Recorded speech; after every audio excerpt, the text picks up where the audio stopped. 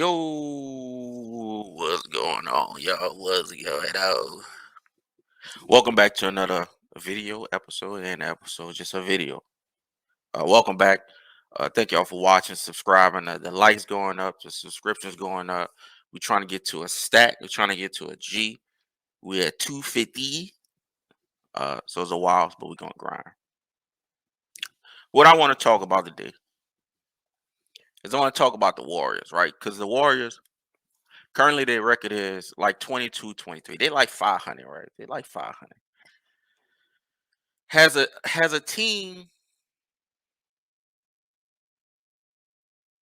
that is a former champions. They won the title last year. Have we ever seen them in such a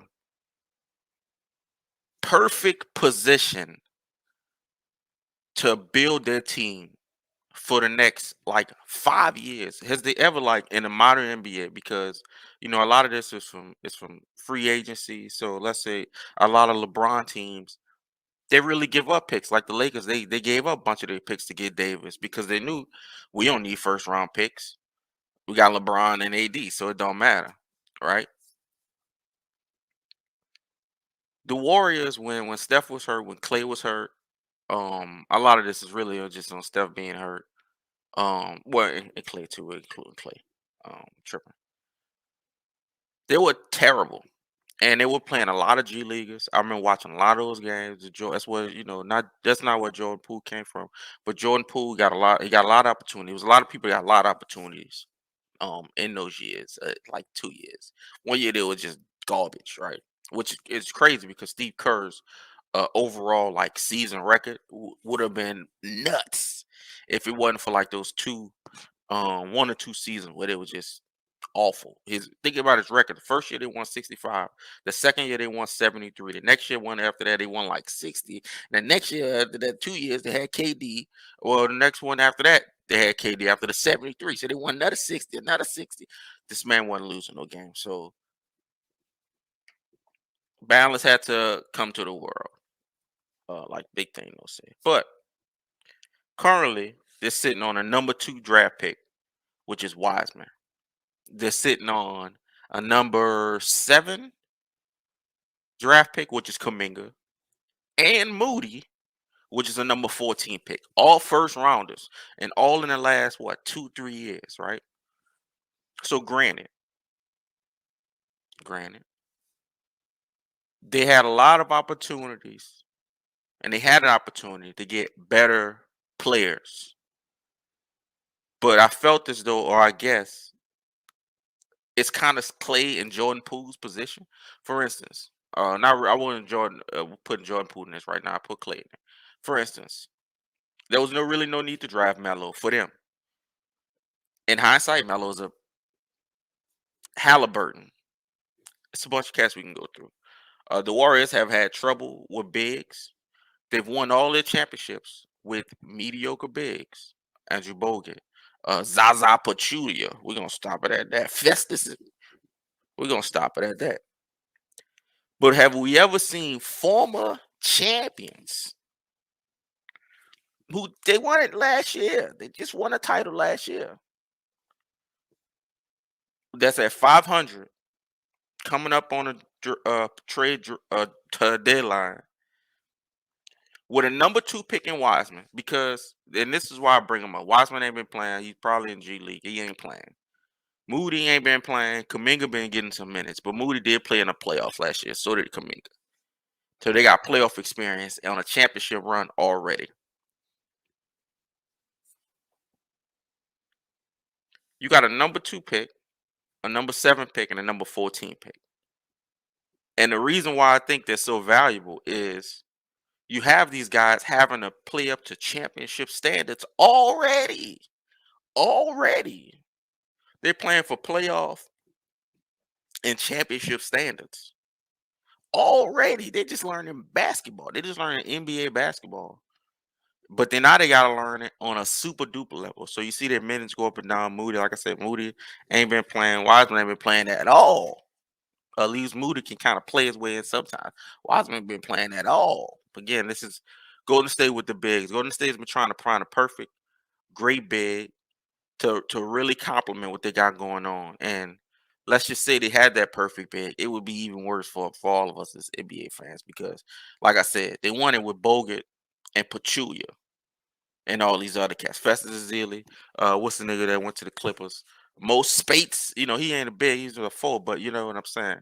Um, he spread 4-5. Draymond is, he's a great defensive 4-5, but I mean, they're looking for a true big. They're looking for a real big. That's why they got Wiseman at 2.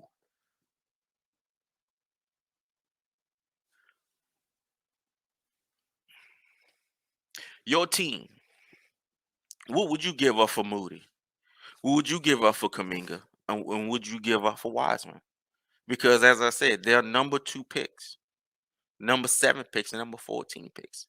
2 of them have been proven to play in the playoffs in a championship run. They did it last year when they won the championship. Would you be mad if your team traded for any one of them? I would like Kaminga. I think Kaminga would fit us very well. I think Wiseman is more of a project, and I think Wiseman is going to fall into a medium team right now that will maybe become a better team, or he'll just fall into a team because the Warriors bigs they have to do too much. They just have to.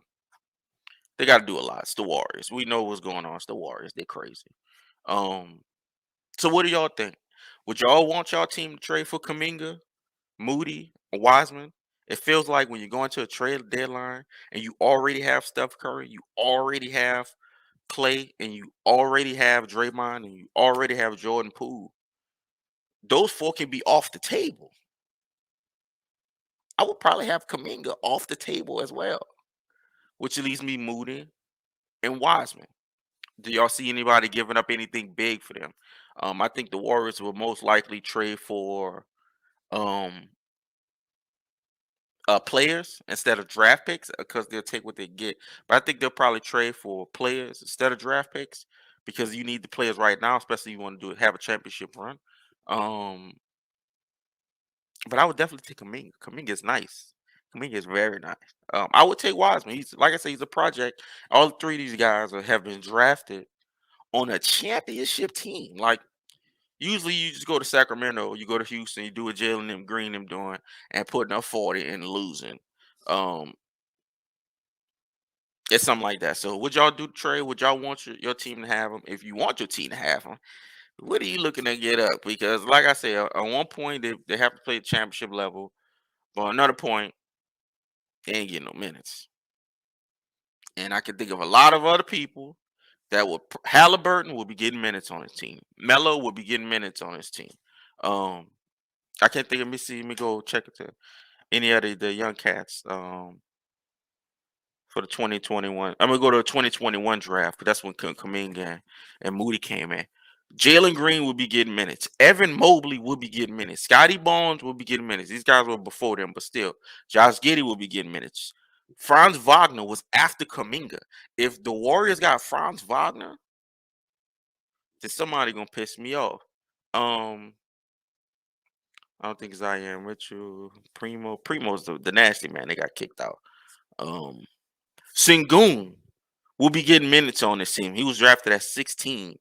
Um, I thought who else came on?